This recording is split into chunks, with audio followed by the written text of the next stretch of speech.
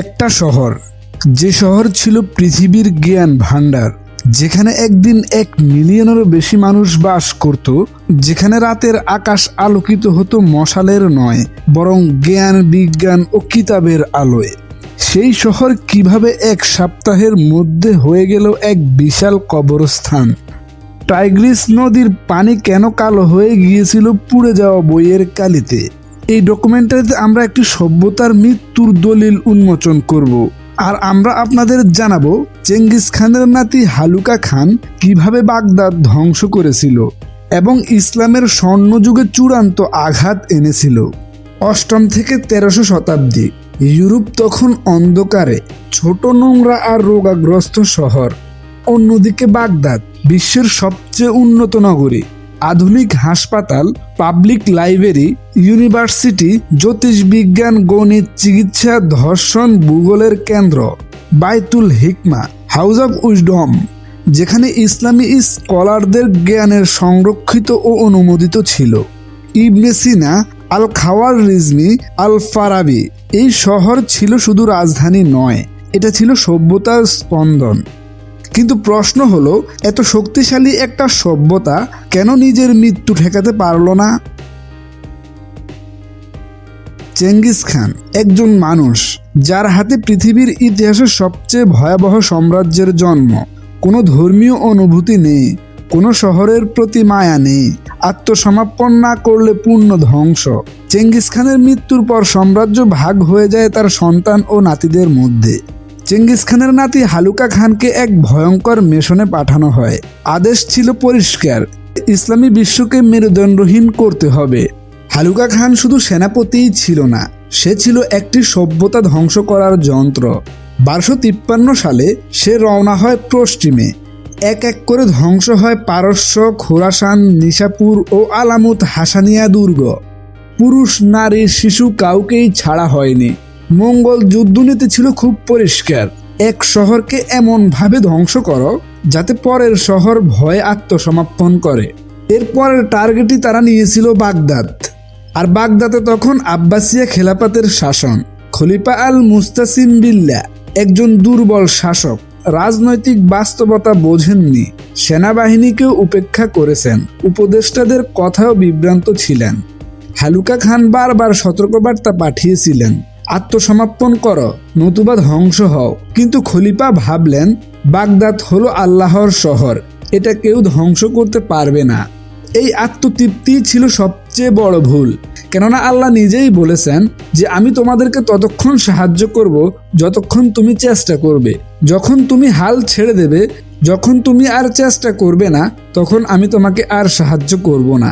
1258 সালের জানুয়ারিতে টাইগ্রিস নদীর তীরে দুটো দিক থেকে ঘিরে ফেলা হয় বাগদাদ। 2 লক্ষের বেশি মঙ্গল সেনা চীনা যুদ্ধ কৌশলে শহরের দিকে এগিয়ে চলে। কিন্তু বাগদাদ শহর তখন প্রস্তুত ছিল না, কোনো পরিকল্পনাও নেই। মাত্র 13 দিনের মধ্যেই ইতিহাসের সেরা শহরের দরজায় দাঁড়িয়েছিল মৃত্যু। 12ই ফেব্রুয়ারি 1258 সাল বাগদাদের দেওয়াল ভেঙে পড়ে। তারপর যা ঘটে তা মানব ইতিহাসের অন্যতম ভয়াবহ অধ্যায়। 7 দিন টানা গণহত্যা, 2 থেকে 10 লক্ষ মানুষ নিহত, মসজিদে আশ্রয় নেওয়া মানুষও রেহাই পায়নি। ঐতিহাসিক ইবনে কাসির লিখেছেন, রাস্তায় হাঁটা যেত না, কারণ লাশের স্তূপে হাঁটু ডুবে যেত। সবচেয়ে ভয়াবহ অংশ এখনো বাকি ছিল, লাইব্রেরি, বই ও পাণ্ডুলিপি। 1000 বছরের জ্ঞান, চিকিৎসা, গণিত, ধর্ষণ আর জ্যোতিষবিজ্ঞান সবকিছু ছুঁড়ে ফেলা হয় টাইগ্রিস নদীতে। একাধিক সূত্রে বলা হয়, টাইগ্রিসের পানি কালো হয়ে গিয়েছিল পুড়ে যাওয়া বইয়ের কালিতে। সেদিন শুধু মানুষই মারা যায়নি, সেদিন পৃথিবীর সবচেয়ে বড় জ্ঞানের ভাণ্ডারকেও ধ্বংস করা হয়েছিল। খলিফা আল মুতাসিমকে বন্দী করা হয়। মঙ্গলদের বিশ্বাস ছিল রাজকীয় রক্ত মাটিতে পড়লে অশুভ, তাই খলিফাকে কার্পেটে মুড়ে ঘোড়ার পায়ের নিচে পিষে হত্যা করা হয়। এর মধ্য দিয়েই প্রায় 500 বছরের আব্বাসিয়া খেলাফতের সমাপ্তি ঘটে। 1258 সালে শুধু বাগদাদই ধ্বংস হয়নি, পুরো পৃথিবীর জ্ঞান ভাণ্ডারই ধ্বংস হয়েছিল। কারণ তখনকার বিশ্ব ব্যবস্থা ছিল বিচ্ছিন্ন, কোনো গ্লোবাল মিডিয়া নেই, কোনো আন্তর্জাতিক প্রতিক্রিয়াও নেই। একটি সভ্যতা নিঃশব্দে মারা গেল। এবং ইতিহাস শুধু তার ধ্বংসাবশেষ লিখে রাখল। মিশর, দামেস্ক আর কায়রো সবাই ভয়ে স্তব্ধ। এটা ছিল শুধু একটি শহরের পতন নয়, এটা ছিল ইসলামী নেতৃত্বের প্রতীকের মৃত্যু। ইসলামী সভ্যতা কি একদিনে ধ্বংস হয়েছিল? না, বাগদাদ ছিল শেষ আঘাত, কিন্তু রোগ শুরু হয়েছিল অনেক আগেই। রাজনৈতিক বিভাজন, খেলাফত শুধু নামেই ছিল এক, বাস্তবে শাসন ছিল স্থানীয় সুলতান। ঐক্য ছিল না, একটা শক্তিশালী কেন্দ্রীয় প্রতিরক্ষা ছিল না। এক সময় মুসলিমরা প্রশ্ন করত, কেন, কিভাবে? এখন তারা শুধু তাক দিলেই অভ্যস্ত। আগে যা হয়েছে সেটাই যথেষ্ট। নতুন চিন্তা থেমে যাচ্ছিল। খলিফার দরবার ছিল সোনা, দাসী, সঙ্গীত আর রাজকীয় ভোজে আবদ্ধ, কিন্তু সেনাবাহিনী ছিল একেবারেই দুর্বল। হালুকা খান শুধু সুযোগটাই কাজে লাগিয়েছিল। হালুলা খান চীনের প্রকৌশলী নিয়ে এসেছিল, অত্যাধুনিক সিজ টেকনোলজিও ব্যবহার করেছিল। তার স্ত্রী তো কোচখাতুন ছিল খ্রিস্টান, তাই চার্চগুলো অনেক জায়গায় অক্ষত ছিল, কিন্তু মসজিদ এবং লাইব্রেরিকে পুরোপুরিভাবে ধ্বংস করে দেওয়া হয়। এটা ছিল কৌশলগত সভ্যতার ধ্বংস, অর্থাৎ ইসলামকে চিরতরে শেষ করার চেষ্টা। একটি গভীর ভুল সেখানে হয়েছিল।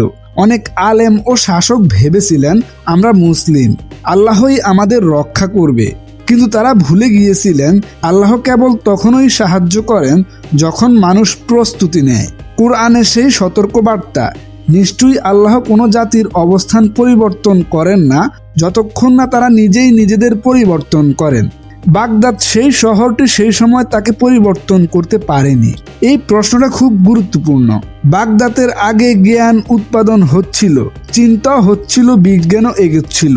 বাগদাদের পরে জ্ঞান কেন্দ্র ধ্বংস, আলেমরা নিহত হয় এবং বই পুড়িয়ে ছাই করে দেওয়া হয়।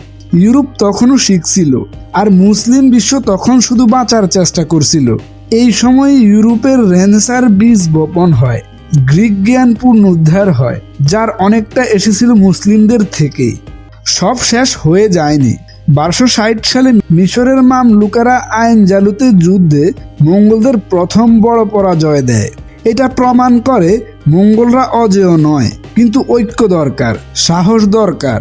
এই ঐক্য পুরো মুসলিম বিশ্ব ধরে রাখতে পারেনি। আজ প্রশ্নটা আমাদের হচ্ছে, বাগদাদ কি কেবল অতীত, নাকি এটি একটি সতর্কবার্তা? যখন জ্ঞানকে অবহেলা করা হয়, বিভক্তিকে স্বাভাবিকভাবে ভাবা হয়, নৈতিকতা বিলাসিতায় ডুবে যায়, তখন যে কোনো সভ্যতাই ভেঙে পড়ে। মঙ্গল বাগদাদকে হয়তোবা ধ্বংস না করলে অন্য কেউ করত। আজও যখন মুসলিম বিশ্ব বিভক্ত, তখন চিন্তার স্বাধীনতা সংকুচিত, যখন ক্ষমতার লোভ নীতিকে গ্রাস করে, তখন ইতিহাস ফিসফিস করে বলে 1258 ভুলে যেও না। বাগদাদ আমাদের মনে করিয়ে দেয়, শহর শুধু ইট পাথর নয়, সভ্যতা কেবল জনসংখ্যায় নয়, জ্ঞান, নৈতিকতা ও ঐক্যেই আসল শক্তি। বাগদাদ ধ্বংস হয়েছিল একদিনে, কিন্তু ইসলামী সভ্যতার ক্ষয় হয়েছিল শতাব্দী ধরে। হালুকা খান কেবল অস্ত্র ছিল, মুসলিম বিশ্বের ভেতরের দুর্বলতাই তখন ছিল বড় ঘাতক।